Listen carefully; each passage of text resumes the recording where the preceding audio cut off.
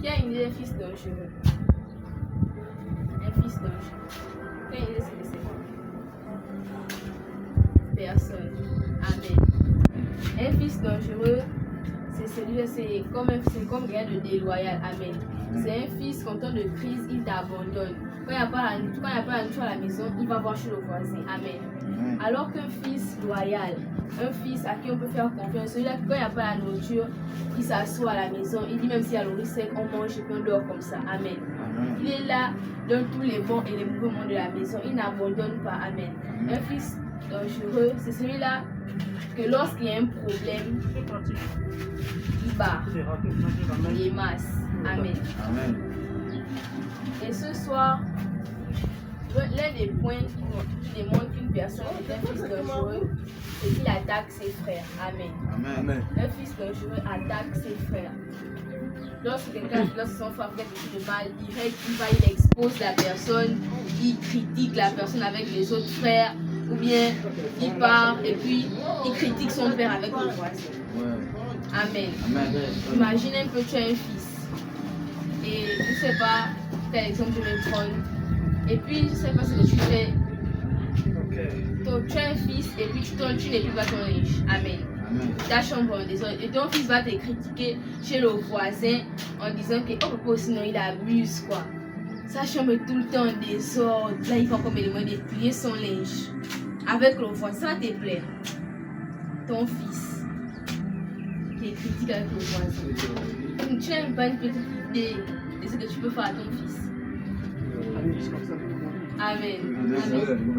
Un fils dangereux, celui-là que lorsque ses frères ont un problème, il va et il expose ses frères.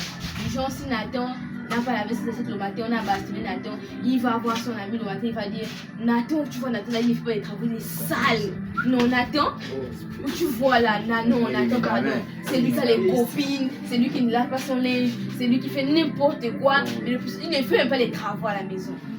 Et il commence à salir le nom de son frère. Ou bien imaginez que le frère Curtis est là comme ça, il n'a pas balayé le sale. Il se met à dire que non, Curtis, là où tu vois Curtis, c'est pas de lui. Oh, c'est pas la peine. Curtis, c'est pas la peine. Amen. C'est celui-là que lorsque tu as un problème, tu ne peux pas lui faire confiance parce qu'il ne sera pas là. Amen. Un fils de la c'est nous qui t'a produit en temps de crise. C'est comme quelqu'un de. C'est quand on est le déloyal. Amen. C'est une limace. C'est une limace, yes, mais en CSP, ouais. C'est une limace. Tu penses que la personne est là avec toi, mais la personne n'est pas là. C'est comme ton petit frère de 2 ans. Tu peux entendre parler avec ton petit frère de 2 ans. Imaginez que tu vois un enfant de 2 ans. Tu te dis qu'il t'écoute, mais il ne t'écoute pas. Bien, tu as un ami que vous êtes collés. Et un jour, il te poignarde au bout comme ça. Tu lui dis que, oh non, la gala, pardon, je l'aime pas. Et puis, il sort avec la gala. Il fait même l'enfant avec elle.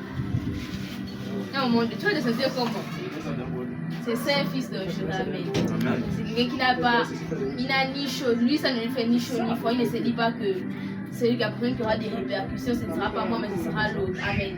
Il ne s'inquiète pas du bien-être de ses frères, du bien-être de son père, du bien-être des personnes. Il n'en a rien à foutre. Excusez-moi. Amen. C'est celui d'un fils dangereux. Et j'aimerais vous exhorter comme ça à ne pas être des fils dangereux. Si tu sais que tu as fait ça, pardon, réponds-toi. C'est dangereux. Amen. Tu es sur le chemin de la déloyauté et tu es en train de mourir.